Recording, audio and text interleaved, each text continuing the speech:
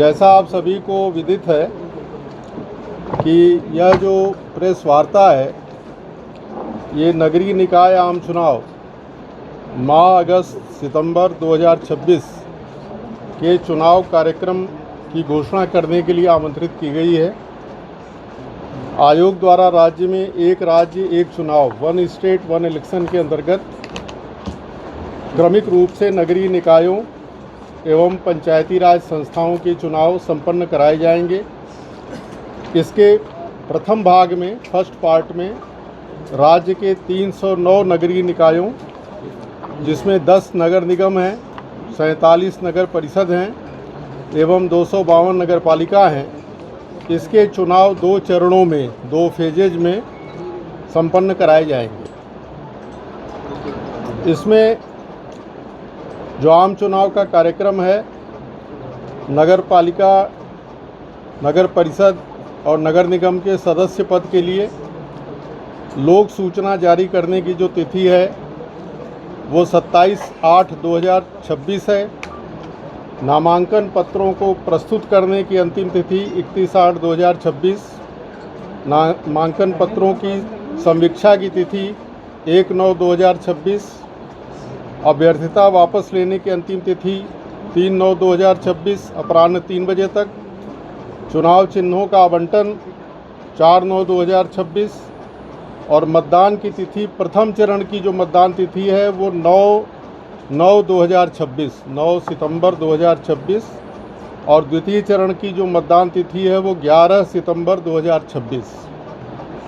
मतदान का समय होगा प्रातःकाल 7 बजे से सायंकाल 6 बजे तक और जो मतगणना की तिथि है वो 14 सितंबर 2026।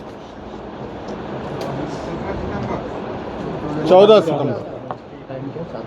अध्यक्षीय पदों के लिए लोक सूचना जारी करने की तिथि 15 सितंबर 2026। नामांकन पत्रों को प्रस्तुत करने की अंतिम तिथि 16/9/2026। नामांकन पत्रों की समीक्षा की तिथि 17/9/2026। अभ्यर्थिता वापस लेने की अंतिम तिथि एवं समय ये 18/9/2026 अपराह्न 3 बजे तक। चुनाव चिन्हों का आवंटन 18/9/2026 शुक्रवार, अभ्यर्थिता वापस लेने के समय समाप्ति के तुरंत पश्चात। मतदान की तिथि 21/9/2026 सोमवार। मतदान का समय प्रातःकाल 10 बजे से अपराह्न 2 बजे तक और मतगणना की तिथि एवं समय 21/9/2026 मतदान समाप्ति के तुरंत पश्चात। इसी तरह से जो उपाध्यक्ष पद होगा नगर निकायों का, उसके निर्वाचन की तिथि है 22 सितंबर 2026।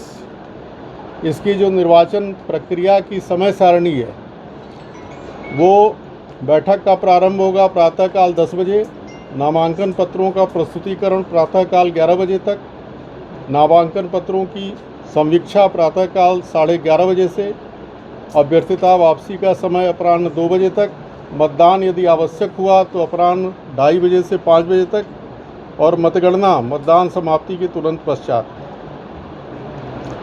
इसमें जो है, इस चुनाव में 309 नगरीय निकायों के 1,44,03,853 मतदाता ये अपने मत का प्रयोग करेंगे।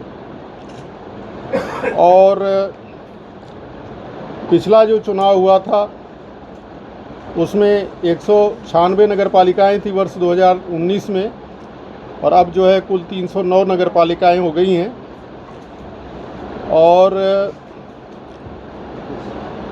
जो अपने नगर निगम जयपुर में सबसे अधिक मतदाता हैं ये 24,20,839 और नगर पालिका इंद्रगढ़ बूंदी जिला, उसमें सबसे कम मतदाता हैं 4,744।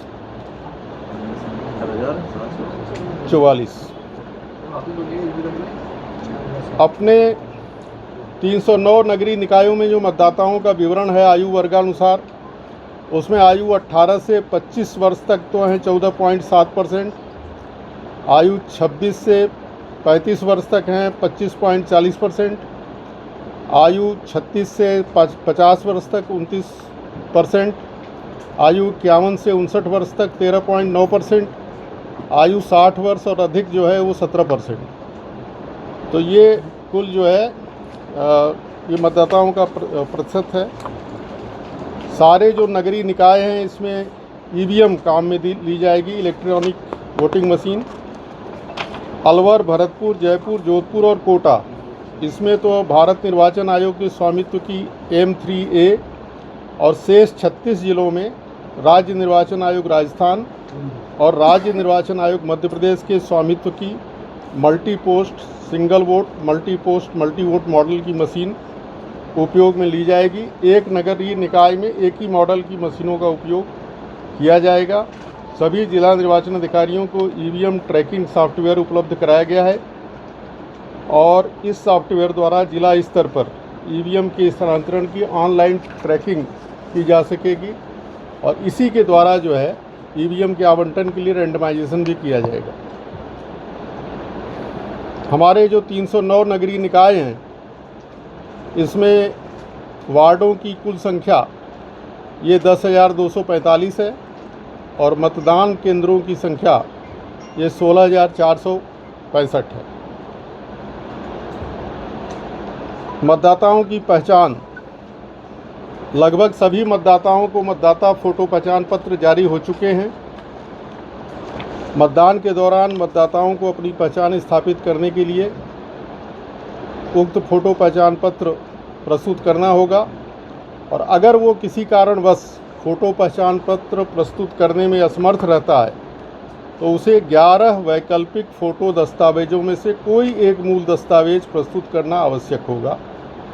इसमें जो बीबी जी राम जी मनरेगा कार्ड भी है, बैंकों डाकघर द्वारा जारी किए गए फ़ोटो युक्त पासबुक है, स्वास्थ्य बीमा स्मार्ट कार्ड है, आयुष्मान भारत हेल्थ कार्ड है, ड्राइविंग लाइसेंस, पैन कार्ड, भारतीय पासपोर्ट, फ़ोटो युक्त पेंशन दस्तावेज, केंद्र और राज्य सरकार या लोक उपक्रम पब्लिक लिमिटेड कंपनियों द्वारा जो फ़ोटो युक्त सेवा पहचान पत्र, सांसद और विधायकों को जो सरकारी पहचान पत्र दिए जाते हैं और जो यूनिक डिसेबिलिटी कार्ड है, ये 11 दस्तावेज जो है वो और मान्य होंगे, लेकिन वो तभी मान्य होंगे जो अब इस नगरपालिका निर्वाचन की अभी घोषणा हो रही है, इससे पूर्व में जो जारी किए गए हैं तो उन्हीं को मान्य किया जाएगा।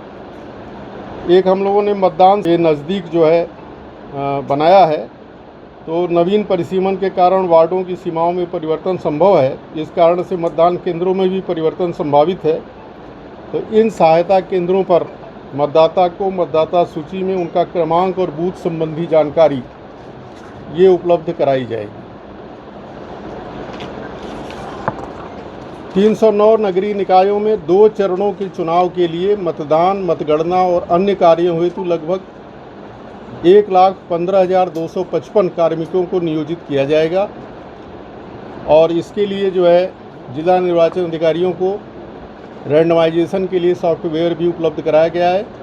इस सॉफ्टवेयर के द्वारा मतदान और मतगणना दलों का गठन किया जाएगा। इन मतदान दलों को 2 स्तरीय प्रशिक्षण भी प्रदान किया जाएगा। चुनाव के दौरान कानून व्यवस्था बनाए रखने और शांतिपूर्ण चुनाव संपन्न कराने के लिए पुलिस बल को नियोजित किए जाने हेतु एक कार्ययोजना तैयार की गई है, जिसके अनुसार नगरीय निकायों के 2 चरणों के चुनाव के लिए लगभग 98,790 ये इतना पुलिस बल जो है हम नियोजित करेंगे। 309 नगरीय निकायों के 2 चरणों के चुनाव के लिए प्रत्येक जिले में आवश्यकता अनुसार 1 या अधिक पर्यवेक्षकों को नियुक्त किया जाएगा, जनरल ऑब्जर्वर्स। ये पर्यवेक्षक भारतीय प्रशासनिक सेवा के वरिष्ठ एवं चयनित वेतन श्रृंखला तथा राजस्थान प्रशासनिक सेवा के सुपर टाइम स्केल या इससे उच्चतर वेतन श्रृंखला के अधिकारी होंगे और ये लोग जो है 3 बार जो है वहाँ जाएंगे, चुनाव नामांकन पत्रों की समीक्षा के समय, मतदान के समय और जो मतगणना कार्य है उस समय। आयोग मुख्यालय पर और जिला स्तर पर कंट्रोल रूम जो है वो बनाया जाएगा और ये नियंत्रण कक्ष 24/7 रात दिन कार्य करेगा। जो चुनाव खर्च की सीमा है वो नगर पालिका सदस्य की है 1.5 लाख रुपए, नगर परिषद पार्षद की है 2.5 लाख रुपए और नगर निगम पार्षद की है 3.5 लाख रुपए। लाउड स्पीकर के लिए जिला मजिस्ट्रेट, उपखंड मजिस्ट्रेट या अन्य सक्षम अधिकारी की लिखित अनुमति प्राप्त करनी आवश्यक होगी। इसका प्रयोग रात्रि 10 बजे से प्रातःकाल 6 बजे के बीच पूर्णतया प्रतिबंधित रहेगा। अभ्यर्थियों के द्वारा निर्वाचन में प्रचार के लिए वाहनों की अधिकतम सीमा निर्धारित की गई है। इस हेतु संबंधित रिटर्निंग अधिकारी से वाहन के संपूर्ण विवरण के साथ लिखित अनुमति प्राप्त करनी आवश्यक होगी। जो ये खर्चा अधिकतम है, इसका पूर्ण विवरण परिणाम घोषणा के 15 दिवस के अंदर विहित प्रारूप में संबंधित जिला निर्वाचन अधिकारी या उसके द्वारा प्राधिकृत अधिकारी को प्रस्तुत करना पड़ेगा। राजस्थान नगरपालिका अधिनियम की धारा 2 और 24 का संशोधन करके नगरीय निकायों के निर्वाचन हेतु संतान संबंधी प्रावधानों को हटा दिया गया है और ये सूचना जो है सभी जिला निर्वाचन अधिकारियों को आयोग के पत्र क्रमांक 13/7/26 के द्वारा प्रेषित कर दी गई है। दिव्यांगजन जो है पर्सन विद डिसेबिलिटीज, उनके लिए विशेष सुविधा प्रदान करने के लिए जिला निर्वाचन अधिकारियों को निर्देश प्रदान किए गए हैं और ऐसे मतदाताओं की मैपिंग करना होगा। प्रत्येक जिले में नोडल अधिकारी नियुक्त किया जाएगा और दिव्यांगजनों को मतदान के लिए मतदान बूथ तक लाने और छोड़ने की व्यवस्था भी जिला निर्वाचन अधिकारी द्वारा की जाएगी। चुनाव कार्यक्रम की घोषणा के साथ ही संबंधित निर्वाचन क्षेत्रों में आदर्श आचरण संहिता के प्रावधान तुरंत प्रभाव से लागू हो गए हैं, जो चुनाव प्रक्रिया समाप्ति तक लागू रहेंगे। संबंधित नगरीय निकायों में विभिन्न विभागों के विकास कार्य जिसके कार्यादेश आचार संहिता के प्रभाव में आने से पूर्व ही जारी किए जा चुके हैं या जो विकास कार्य पूर्व से चल रहे हैं, वे सभी आचार संहिता से प्रभावित नहीं होंगे।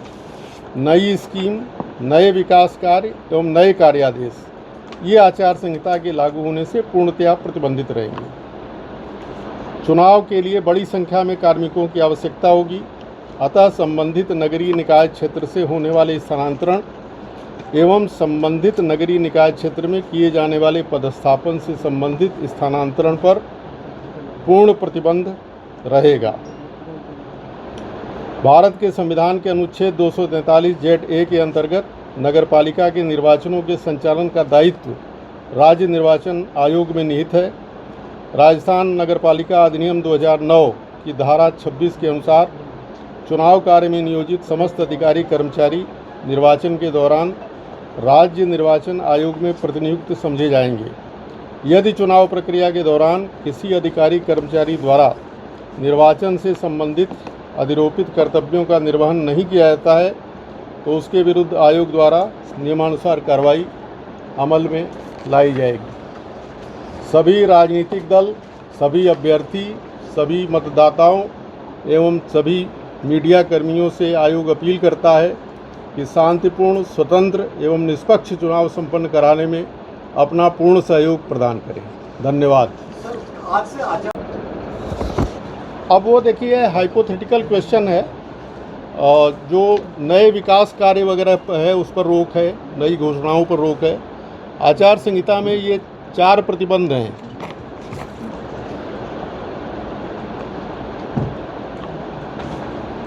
किसी भी रूप में कोई भी वित्तीय मंजूरी या वचन देने की घोषणा नहीं करेंगे, किसी भी प्रकार की परियोजनाओं अथवा स्कीमों के लिए आधारशिलाएं आदि नहीं रखेंगे, सड़कों के निर्माण का कोई वचन नहीं देंगे, पीने के पानी की सुविधाएं नहीं देंगे, शासन, सार्वजनिक उपक्रमों आदि में कोई भी तदर्थ नियुक्ति न की जाए जिससे सत्ताधारी दल के हित में मतदाता प्रभावित हो।